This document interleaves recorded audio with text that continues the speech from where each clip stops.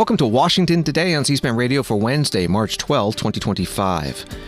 Senate Democrats say they'll block the House-passed 6-month government funding bill called a Continuing Resolution, or CR, and instead press for a 1-month CR ahead of Friday's deadline to avert a government shutdown, in order to advocate for completion of a negotiated funding level agreement between Republicans and Democrats.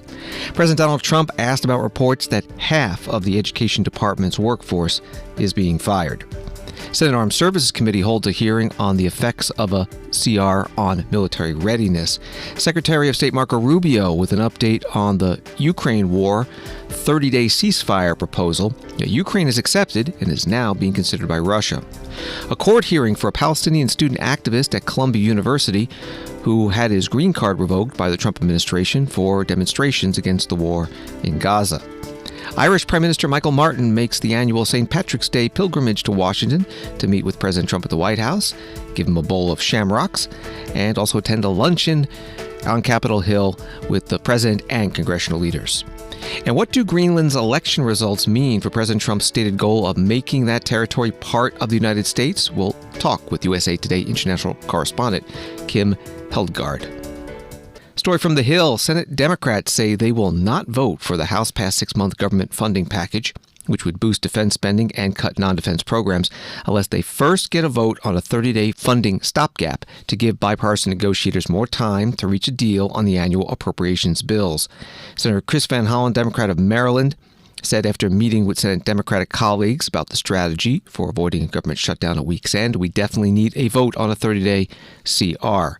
He said that would give us time to do what Senate Republicans have told us they want to do, which is an appropriations bill. He said we have a clear alternative ready to go. This is my read as of right now. The votes are not there to proceed on their one-sided Republican-only bill. That was from the Hill. The Republican-written bill passed the House on Tuesday on a nearly party-line vote, 217 to 213. And in the Senate, on the Republican side, so far only one senator, Rand Paul of Kentucky, said he would vote no. So if the other 52 Republicans vote yes to reach 60 and cut off a filibuster, 8 Democrats would need to join them. The Senate Minority Leader Chuck Schumer, Democrat of New York, spoke on the Senate floor. Funding the government should be a bipartisan effort, but Republicans chose a partisan path, drafting their continuing resolution without any input from congressional Democrats.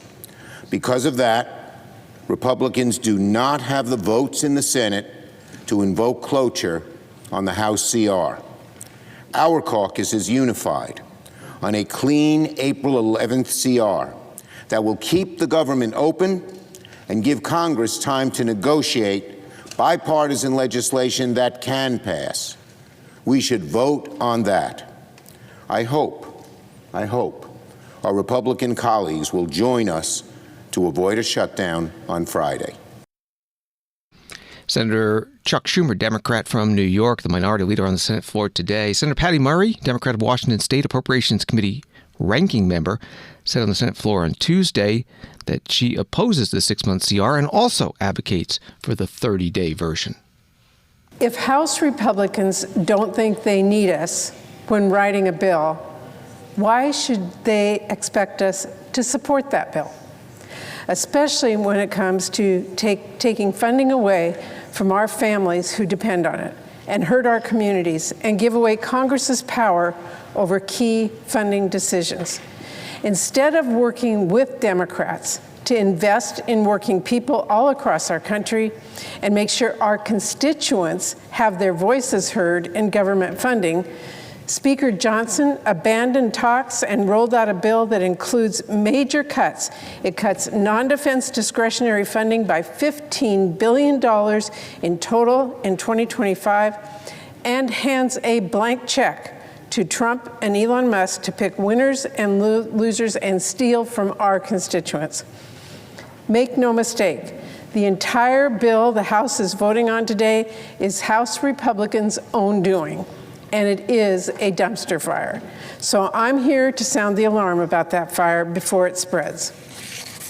But first, I need everyone to understand, the choice is not dumpster fire or shutdown. I should know. I introduced another option yesterday.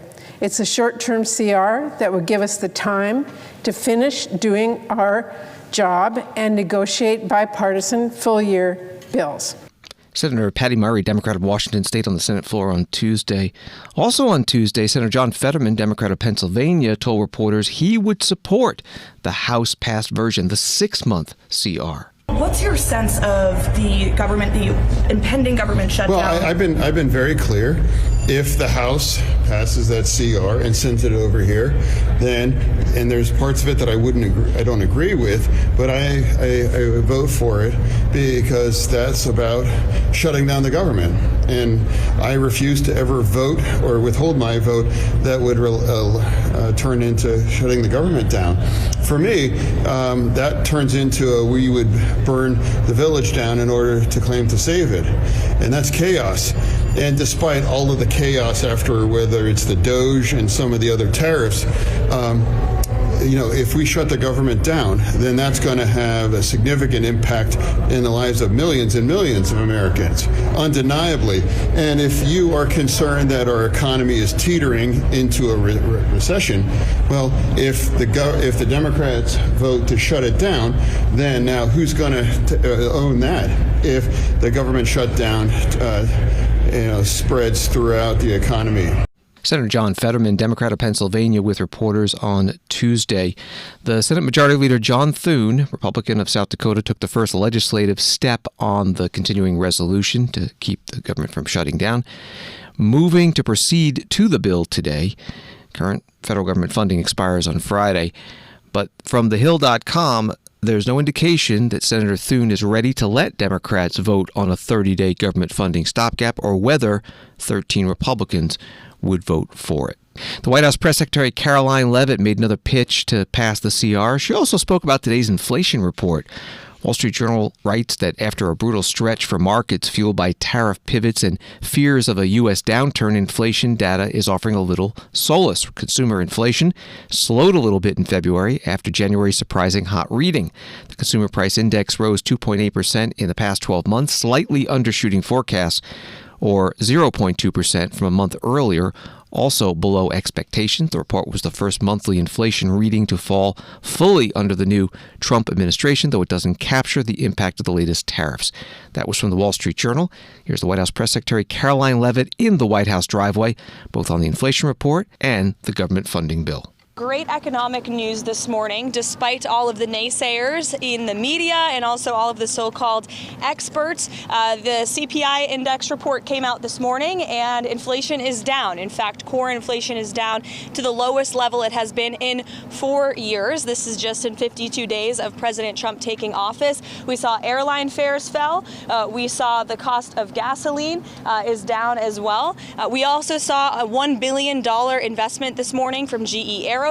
We saw Asahi, the Japanese beer company, announce that they're going to move manufacturing and investments to the great state of Wisconsin in response to President Trump's 25% tariffs on steel and aluminum, which you all know went into effect last night. So this is all good news for the American people, and it also shows that you can effectively utilize tariffs to bolster your industries here at home while driving down the cost of living for the American public through deregulation and through energy. And we know President Trump is intent on passing his big tax cuts later this year. We're calling on Congress to do it. We also had a big win on Capitol Hill last night. As I talked to you all in the briefing yesterday, the president strongly supported the continuing resolution. He continues to support the continuing resolution. Now the ball is in Senate Democrats' court. Do they want to shut down the government, or do they want to keep it open and funded for the American people who need this government to continue moving, to continue building on the momentum President Trump has created? It's up to them. We'll see what they do. We hope that everybody on the Senate side will help to pass this bill so we can continue doing the business of the American people. White House Press Secretary Caroline Leavitt in the White House driveway. And on those tariffs, Nexstar writes, with President Donald Trump's tariffs on all steel and aluminum imports increased to 25%, Canada has announced retaliatory tariffs exceeding $20 billion. On Wall Street today, the Dow down 82, NASDAQ up 212, S&P up 27. Story from USA Today. Wisconsin Governor Tony Evers, a Democrat, did not hold back the morning after the Trump administration announced deep cuts to the U.S. Department of Education workforce. About half its employees will be terminated. He said at a press call Wednesday, "I'm sorry, but that is BS. I know Wisconsin kids and our schools getting rid of the U.S. Department of Education and making devastating cuts to public education would be catastrophic, as simple as that," he continued. More than 1,300 employees at the department, which oversees federal education policy and administers billions in funding to individuals, states, and local schools, received a termination notice Tuesday. That was from USA Today. President Donald Trump was asked about this during a news conference in the White House Oval Office as he was meeting with the visiting Irish Prime Minister. On the Department of Education, sir, would you describe for us, is this meeting your vision by cutting about half the workforce? And what responsibility do you feel to the civil servants who have now lost their jobs? Many of them worked at the Department of Education during their first term. Sure, I do. I feel very badly, but many of them don't work at all. Many of them never showed up to work. Many of them never showed up to work, Kelly, and unfortunately, and that's not good. And when we cut, we go, and that's what I had a number of meetings with a lot of people over the last couple of months. When we cut, we want to cut, but we want to cut the people that aren't working or not doing a good job. We're keeping the best people. And Linda McMahon is a real professional, actually a very sophisticated business person. And she cut a large number, but she kept the best people. And we'll see how it all works out. But our country was run very badly. I mean, whether it was that or contracts that were signed that was so bad, so obviously bad, and I go through them in speeches. I could go through them all day long. I could read for billions and hundreds of billions of dollars, and all of that fat and waste and fraud and abuse is being taken out. But it's incredible what's happened. Now, Department of Education's maybe more so than any other place has a lot of people that can be cut. They're, number one, not showing up to work. Number two, they're not doing a good job. And if you take a look at our education process, and if you look at the charts, because they have numerous charts where they do the top 40, we're at number 37, 38, 39, and 40. And recently they hit, during Biden's last few days, they hit last. So they were number 40, and yet we're number 1 in cost per pupil. So it's pretty bad. But we have a dream, and you know what the dream is? We're going to move the Department of Education. We're going to move education into the states, so that the states, instead of bureaucrats working in Washington, so that the states can run education. And you have Norway, you have Denmark, you have Sweden, you have Finland, you have various countries that do very well. You also have China that does very well in education, which is a pretty big tribute to China, I must say. 1.4 billion, and they're in the top 10, and it's pretty amazing. So we can't blame size anymore. Normally you'd blame size. It's too big. How can you do it? But China does it. So we think when you move it back to Iowa and Indiana and all the states that run so well, there's so many, I could name 30, maybe almost 40. Those will be as good as Denmark. Those will be as good as Norway, and they'll be as good as any of these. I believe they'll be as good as any. Now, then you're going to have 10 that won't be so great. You're going to have 5 that will not be good at all, but we'll work with them and we'll get them to be good. But what we want to do is always school choice, but we're going to do school choice, and we're doing it.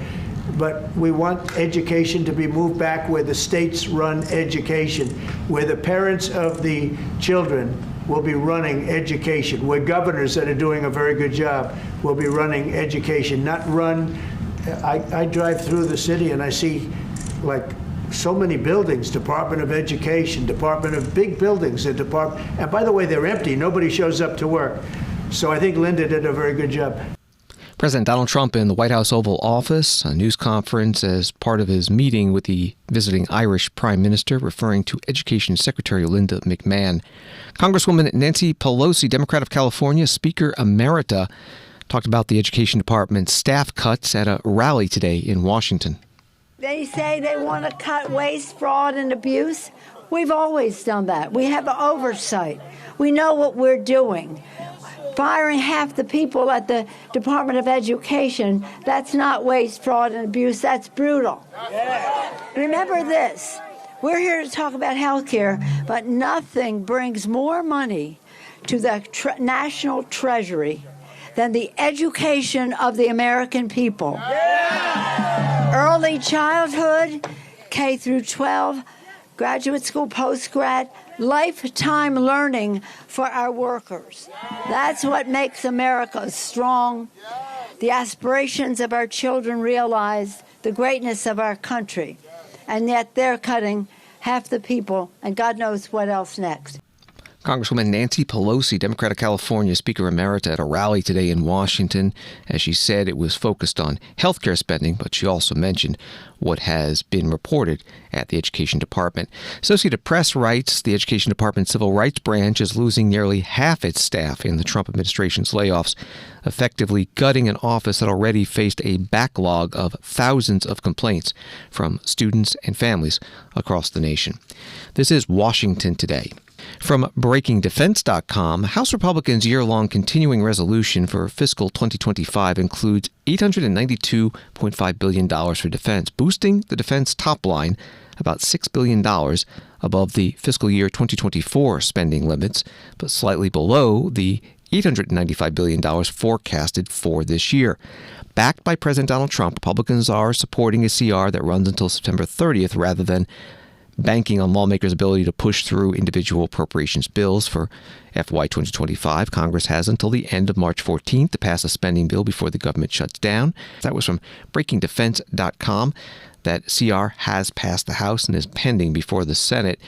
And the topic of the CR and the military budget came up today at a hearing before the Senate Armed Services Subcommittee on Readiness and Management Support. Senator Roger Wicker, Republican of Mississippi, chairs the full Armed Services Committee. The real flaw in the CR that we'll be voting on later this week is that it doesn't provide enough money, regardless of the anomalies and the tiny plus-ups here and there. Regardless of that, it does not provide adequate support for the military and for the challenges we have from four adversary nations. Pacing challenges plus Russia, plus North Korea, plus Iran, that like never before have worked together to bring us ill. And it is contrary, Mr. Chairman and Madam Ranking Member, to the voice of the Senate in the National Defense Authorization Act, which plussed up national defense out of the Armed Services Committee and from a bipartisan vote on the floor by $25 billion. We couldn't get that done in conference, and so we are where we are on the authorization. But were it not for the prospect of a reconciliation bill that adds $150 billion for vital national security purposes, I could not vote for the continuing resolution as it is. Unless something changes, I'll have to swallow my words again this year and go ahead and pass it, because the alternative is so unpalatable and so dangerous. But I will say this: based on what we see and based on what is in this continuing resolution, $150 billion in the reconciliation bill may not be enough.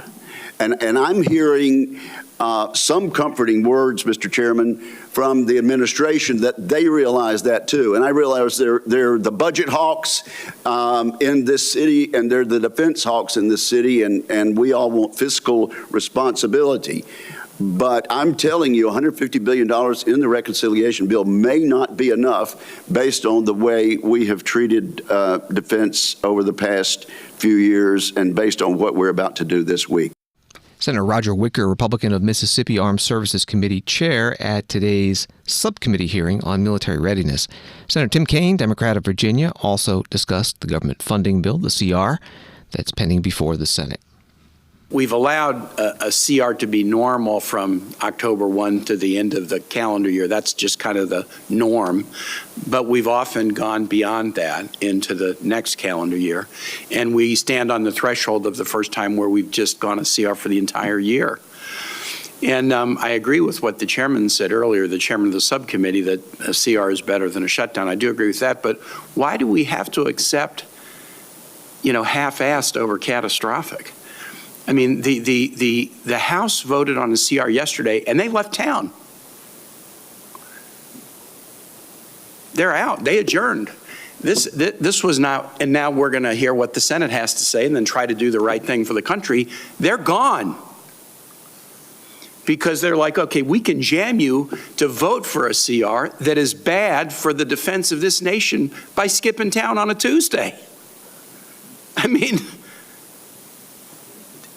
this speaks very loudly about the priorities of this nation. And this is all done in public with our adversaries watching.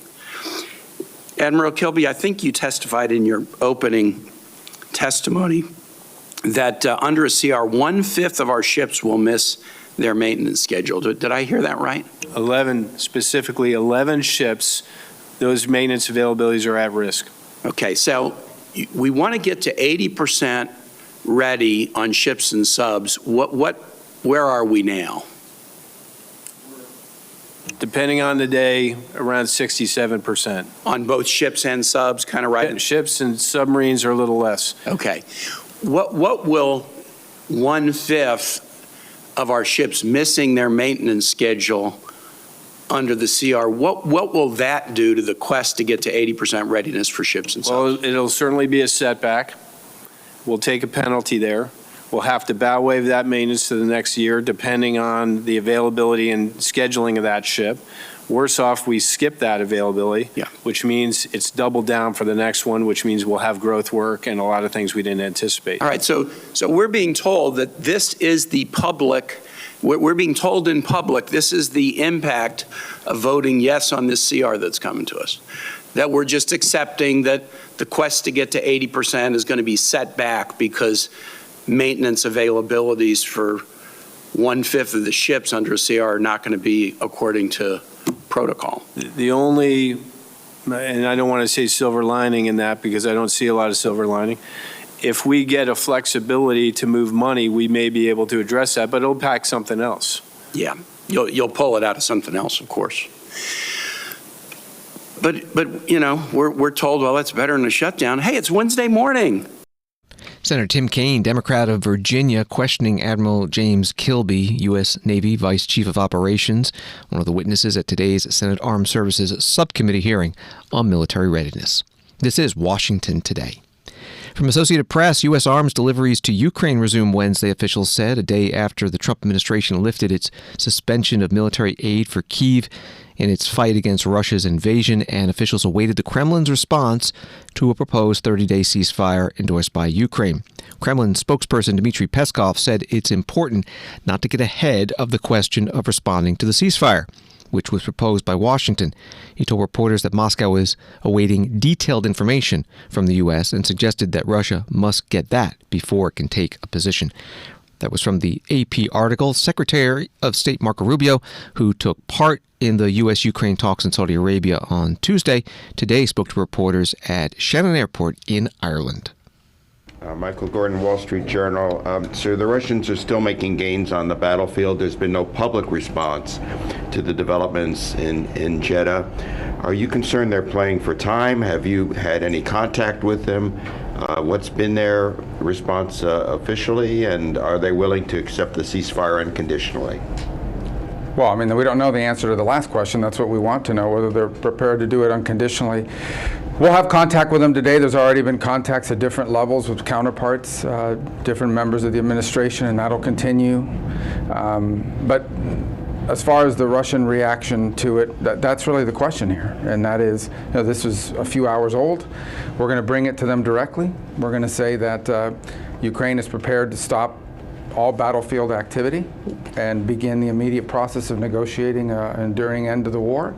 And we'll see what their response is. If their response is yes, then we know we've made real progress and there's a real chance of peace. If their response is no, it would be highly unfortunate and it would make their intentions clear. So that's what we're hoping to hear from them. And obviously, as I said, this was not prearranged for them. So they're probably processing the news the same as the rest of the world is. So we hope to have a positive answer from them. The ball is truly in their court. Mr. Secretary, Nike Chin with the Voice of America. What would be a good G7 statement on Russia and on China? Well, I think the perfect statement would be that the United States has done a good thing for the world and bringing this process forward, and now we all eagerly await the Russian response and urge them strongly to consider ending all hostilities so people will stop dying, so bullets will stop flying, and so a process can begin to find a permanent peace. I think the first step in all this is the acceptance that there is no military solution to this conflict. Neither side can militarily achieve their maximalist gains, their maximalist goals. Neither side can achieve them through the military side. The only way this conflict can end is through negotiation. That's the only way you're going to have peace, is through negotiation. And so we need to start that process. And it is hard to start a process when people are shooting at each other and people are dying. And so our hope is that we can stop that, all these hostilities, and get to a negotiating table where both sides, over some period of time with a lot of hard work, can find a mutually acceptable outcome that, in the case of Ukraine, obviously secures their long-term prosperity and security. Secretary of State Marco Rubio speaking to reporters at the airport in Ireland. Senator Lindsey Graham, Republican of South Carolina, writing on X, "I am extremely skeptical that Russia will accept the ceasefire, and I am very doubtful they want to end this war. Zelensky has passed the test of wanting peace. It is now up to Putin to show his cards. In order to move toward peace, I will be introducing bone-breaking sanctions and tariffs against Russia before the end of the week. If they do not pursue the ceasefire with the same vigor as Ukraine, there will be hell to pay. I expect overwhelming bipartisan support for my proposal." That was the post from Senator Lindsey Graham. Congressman Adam Smith, Democrat of Washington State, ranking member on the Armed Services Committee, spoke about the Ukraine war today at the Center for American Progress in Washington, D.C. I had, for the last year plus, been arguing with the Biden administration that the maximalist goals that Ukraine was insisting upon and that the Eastern Europeans were insisting upon were a problem. And I got in a lot of arguments. The Lithuanian foreign minister and I got into it pretty aggressively during a Codel on exactly this point. I got into it with a bunch of defense ministers from Poland and elsewhere, and they were arguing the only outcome that is at all acceptable is Ukraine gets the entire country back and Putin is put on trial for war crimes and Russia is required to repay for the whole thing. And I argued with that fairly aggressively. And at one point, I think it was the Polish defense minister, one of them said to me, we have to fight and defeat Putin the same way we fought and defeated Hitler. At which point I said, so what's your plan for taking Moscow? I said, well, that's how we beat Hitler.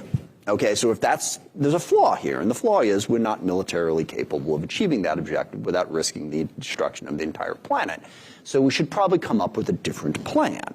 So I think it was important to back off of that sort of maximalist, good versus evil sort of way of looking at things. So I think that was appropriate. What I'm worried about is that J.D. Vance and what Liz Cheney lovingly referred to as the Putin wing of the Republican Party have a different agenda. And that agenda is they are sympathetic to Putin. They see him as a fellow white Christian nationalist, is the most ugly way to put it. And that's not all of them, but there are certainly some who see, Putin's against woke, right? Mm-hmm. And as Tucker Carlson famously said, why should I have a problem with Putin? He never called me a racist. So there is that element, and that worries me, as it probably worries all of you, if we are too sympathetic to Putin, and if it is, okay, he gets his ceasefire, and then he bides his time, and then he takes the rest of Ukraine, and then it's Moldova, and then he threatens the Baltics, which is a very realistic possibility. Putin would love to expand his empire. He doesn't want to pay too high a cost for it, but he would love to expand his empire. So if Trump is too deferential, and what really worried me about the first 3 or 4 months, it's only been 2, I guess, of the Trump administration wasn't that he was putting pressure on Zelensky. The Oval Office meeting was embarrassing. That wasn't putting pressure on Zelensky. That was being petulant and ridiculous, and I have no sympathy for that whatsoever. But I didn't have a problem with him. But the problem was he was taking all of the pressure off of Putin. Because the real way to peace is, yes, you have to put pressure on Ukraine to accept something less than their maximalist goals, but you also have to make sure that Ukraine can defend itself. Security guarantees for Ukraine are the crucial thing that forces Putin to the table. Because as long as Putin thinks he's winning, and he thinks he's going to take it all, he's not going to stop the war. And when you come out and you cut off intel sharing, and you cut off aid, and you say all this stuff publicly, you just throw the door wide open for Putin. Now, we will see. How does Putin respond to this offer? I don't know. Could go either way. But I'm deeply worried that because Trump, again, showed so much weakness towards Putin, that Putin's just going to take advantage of it, that you're not going to get to a legitimate peace agreement.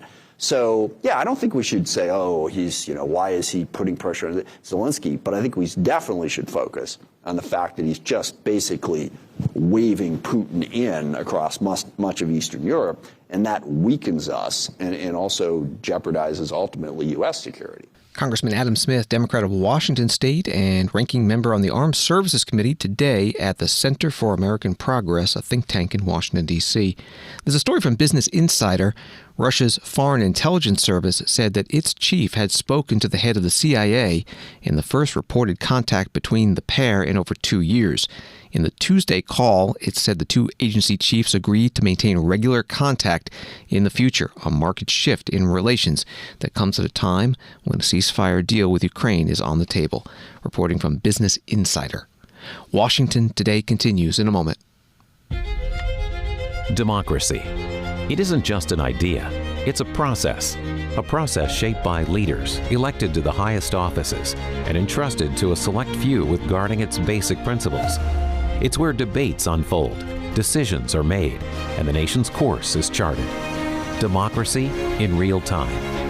This is your government at work. This is C-SPAN, giving you your democracy unfiltered.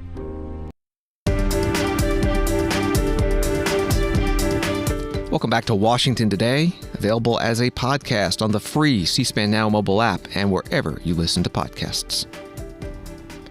Prominent Palestinian activist Mahmoud Khalil, writes CNN, will remain in an ICE detention facility in Louisiana for now, following a procedural hearing in New York, days after he was arrested by federal officials at his Columbia University residence in an attempt by the Trump administration to deport him. Khalil was arrested and detained on Saturday over his role in protests against the Israel-Hamas war at Columbia University last spring. His green card was revoked by the Trump administration, his lawyer said, but New York federal judge Jesse Furman blocked any immediate effort to deport Khalil until his attorneys and the federal government appear in court. That was from CNN. Secretary of State Marco Rubio was asked about this case during his news conference in Ireland. President Trump appealed to a lot of Americans during his campaign on free speech arguments and not suppressing speech, especially from the government. But your revocation of the green card, to many, is seen as one of the most anti-speech actions a secretary could take with his powers. How do you respond? When you enter this is an important point, and I'm glad you asked this question. When you come to the United States as a visitor, which is what a visa is, which is how this individual entered this country, as on a visitor's visa, okay, you are here as a visitor. We can deny you that visa.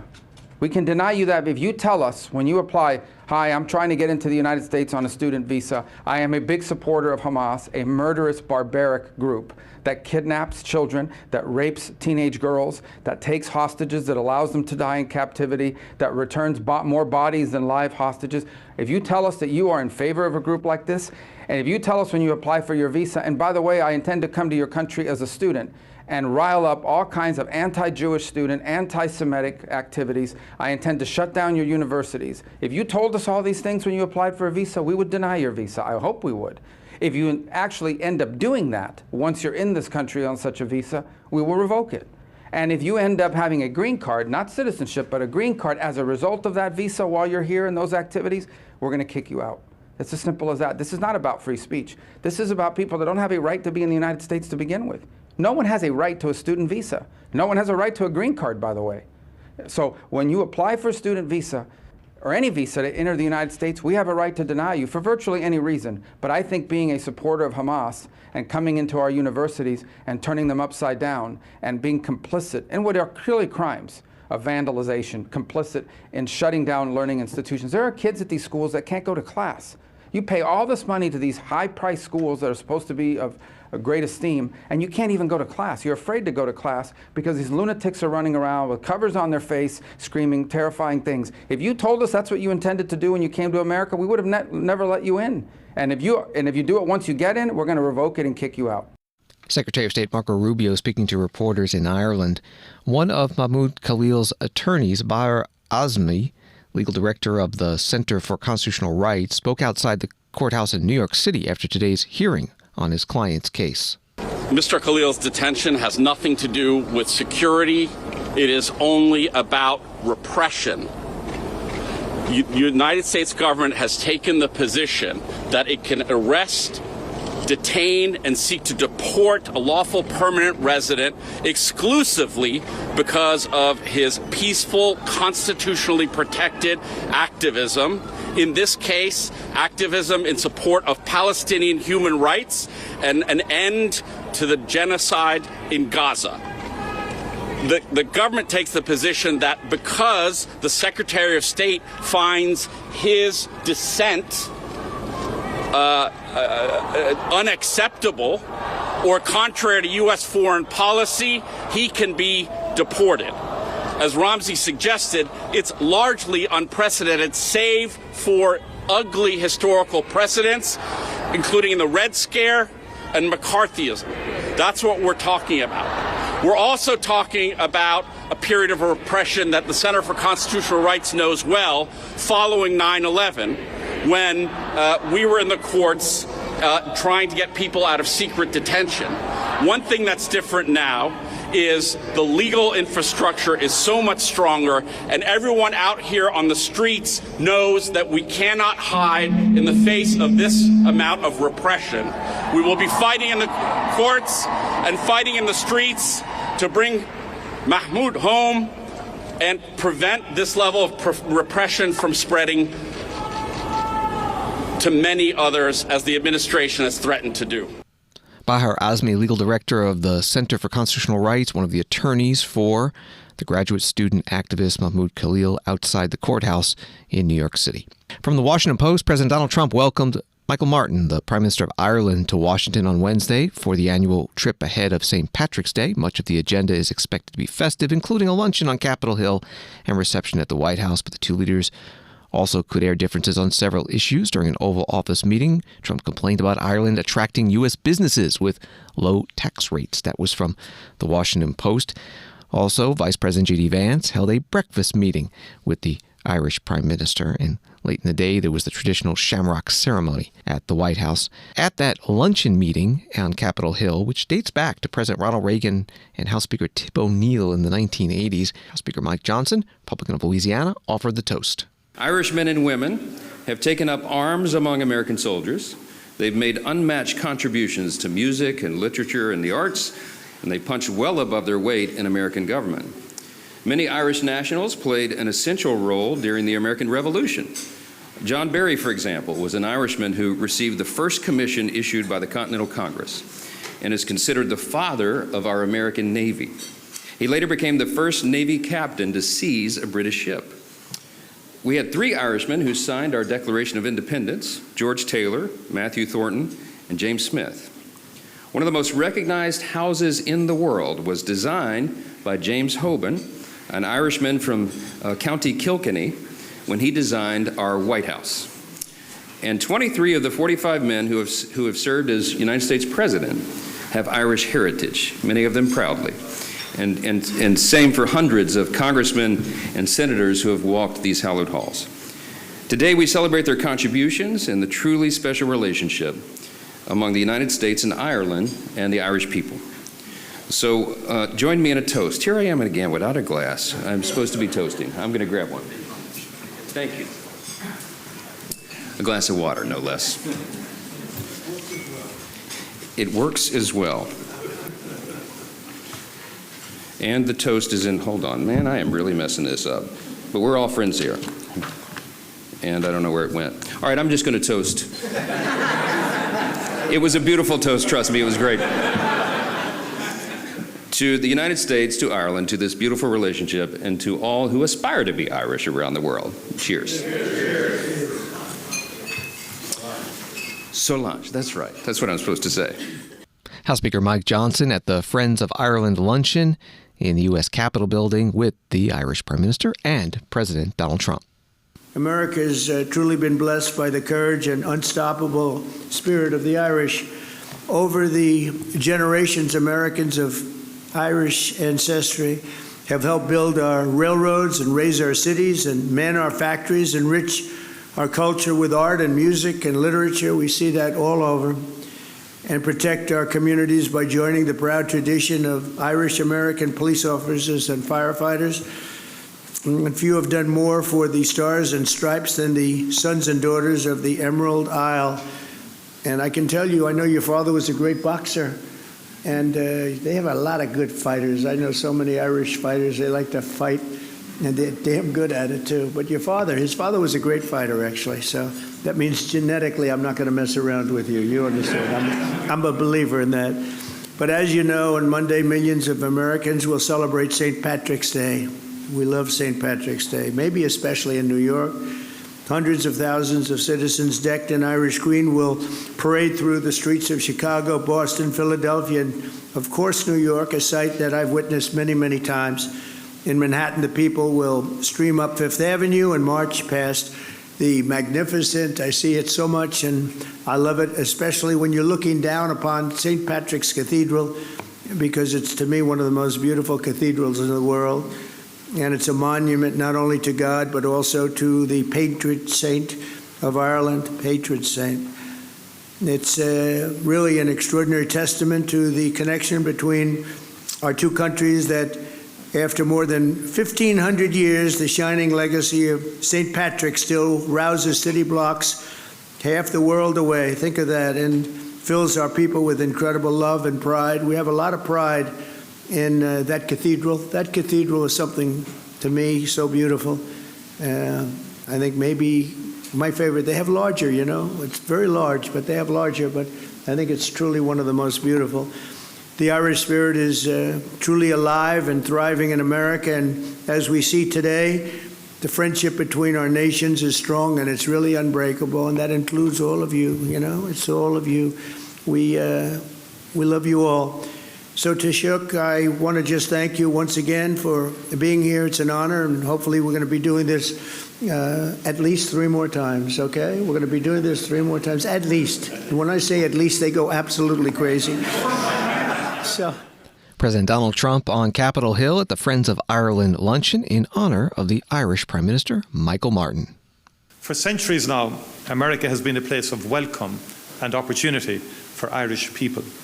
Our nation's green has been threaded through the rich tapestry of the United States by almost 32 million Irish Americans. Their forebears left a very different Ireland to the one we know today.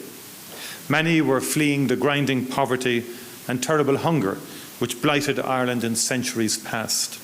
They left in desperation, but also in determination to forge a brighter future for their children. They channeled that commitment into building stronger communities and ultimately a stronger nation, this great nation. Many of their descendants are with us today, true friends of Ireland, who continue to work tirelessly for a future of peace and prosperity on our island.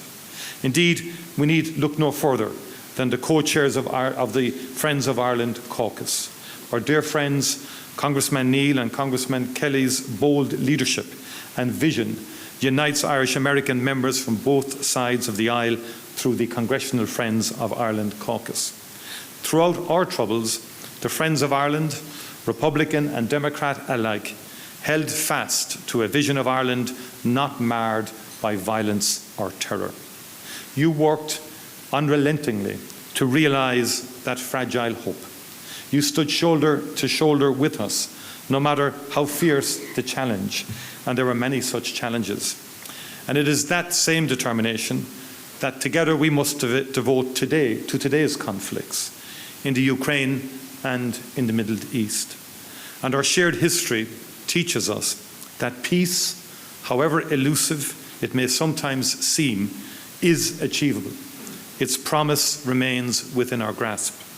Mr. President, we are forever grateful for the United States' contribution to transforming our island, and we wish you well in the efforts that you are making to bring peace to the Ukraine and to the Middle East and further afield.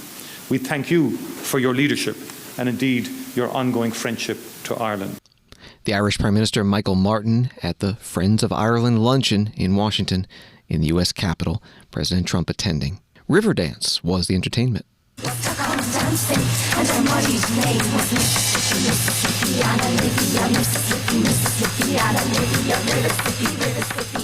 A USA Today article begins a political party in Greenland that favors an incremental approach to independence from Denmark came first in the Arctic Territory's parliamentary election, but a pro-U.S. party recorded its best result ever in a vote that took place in the shadow of President Donald Trump's pledge to take control of the island. Joining us now on the phone is the reporter on that story, international correspondent with USA Today, Kim Helmgard. Thank you so much for being here. Let's begin with the party that won the most votes. What does favoring an incremental approach to independence from Denmark mean for President Trump's goal of making Greenland part of the U.S.? Yeah, so this party, this center-right Democratic Party, which is led by Jens Friedrich Nielsen, basically, when they talk about an incremental approach to independence, they mean they are not committing to any timeline. You know, this could be 2 years away, this could be 5 years away, this could be 10 years away. The thing to know about this party is that it's been a pro-business opposition party kind of in the wilds, I think we can say, for a long time, and it's kind of catapulted to the top of this election for different reasons. In terms of Trump and his interest in Greenland, I mean, I think the first thing we should say is that Trump himself has not ruled out anything, like militarily, economically. In fact, a couple of weeks ago, I wrote a story, laying out the options for Trump here. Does he try to buy it? Does he try to squeeze it with tariffs? Does he invade it? Does he lose interest? And so on and so forth. And I'm not sure that we're any the wiser in terms of what he's going to do. I mean, I think that tariffs, as we're finding out, appear to be a central part of the way that Trump likes to, or is trying to get things done, not just sort of economically. I think he's got other things going on as well, and he's using them. So he could see. We haven't heard from him today yet after the vote, but he could seek to penalize Greenland via Denmark. Denmark is part of the EU. There's been some retaliatory EU moves today on Trump tariff actions. Although Greenland is very much a side issue in that sense. But I don't think we can say with any confidence about what the outcome of electing a pro-independence party. I mean, all the parties in this vote are pro-independence. They just sort of differed on how they're going to get there, when they're going to get there. None of the parties, including the outgoing ones, have any interest in joining the U.S. That's clear. I mean, one of the interesting things that's happened here, though, is that in Greenland, like in many, like you see all across Europe, actually, this is parties have to form coalitions, and so the Democratic Party that came in first with about a third of the vote, it is going to have to probably make nice with the second place party, which is called Narilek, and that party is really a party that could have some impact on the White House, because this is a party that, while it does not want to join the U.S., it wants independence a lot more quickly, and it wants to push for greater engagement with Washington. And in the sense, I think we can conclude it wants more deals. And it wants more deals related to Greenland's kind of vast store of rare earth minerals, the stuff that basically makes our mobile phones and, is the hardware of renewable energy technology and defense technologies. And so it could be that in a strange roundabout kind of way, the White House has found a kind of kindred spirit in one of these parties, this second place party. And there's another interesting point here, which is that one of the narrow-leg lawmakers has actually attended Trump's inauguration. No one really noticed at the time. It's not a well-known lawmaker outside of Greenland, but this particular one, his name is Kuno Fenker. He's part of a small group of sort of pro-Trump, like a small pro-Trump group in Greenland, and he actually helped organize, some of your listeners may recall, when Donald Trump Jr. went to Greenland in January. He helped organize that trip. Anyway, so the short version is, Greenland has essentially elected a Trump critic who has been very clear that doesn't want to do any kind of like deal with Trump administration, but it also has Greenland has also kind of through the back door also semi-elected a party that kind of wants to do business with the White House. Kim Helmgaard is an international correspondent with USA Today. You can find his stories at usatoday.com. Thank you very much. Thanks for having me. And finally, on C-SPAN Radio's Washington Today, Senator Jeanne Shaheen, Democrat from New Hampshire, announced today she will not seek re-election in 2026. She would be going for a fourth term if she did. There's a Fox News article that says that New Hampshire is a key New England swing state and will further complicate the Democrats' efforts to regain control of the Senate from the Republicans in next year's elections.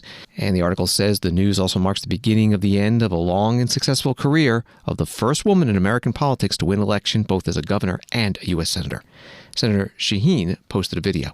I ran for public office to make a difference for the people of New Hampshire. That purpose has never and will never change. But today, after careful consideration, I'm announcing that I have made the difficult decision not to seek re-election to the Senate in 2026. It's just time. To my remarkable and dedicated staff, and to all those who have partnered with us over the years, thank you. Together we have made a difference. Above all, thanks to my family, who have always been by my side. To my husband, Billy, who's been there through good times and bad, our daughters, Stephanie, Stacy, and Molly, our sons-in-law, Craig, Ryan, and Hugh, and our 7 wonderful grandchildren.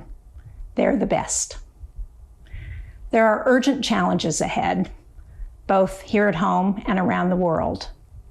And while I'm not seeking re-election, believe me, I am not retiring. I am determined to work every day over the next 2 years and beyond to continue to try and make a difference for the people of New Hampshire and this country. I hope you'll join me in that effort. From the bottom of my heart, thank you, New Hampshire. Senator Jeanne Shaheen, Democrat of New Hampshire, part of her video today. She was first elected to the Senate in 2008. Before that, she served 3 two-year terms as governor of New Hampshire. This is the third Democratic Senate retirement in a potentially competitive midterm race so far. The others, Gary Peters of Michigan and Tina Smith of Minnesota. Also, one Republican senator has said he's not seeking re-election, Mitch McConnell of Kentucky. Thanks for listening to Washington Today. Sign up for C-SPAN's evening newsletter, Word for Word, and get the stories making headlines in Washington. Subscribe at cspan.org/connect. Have a good night.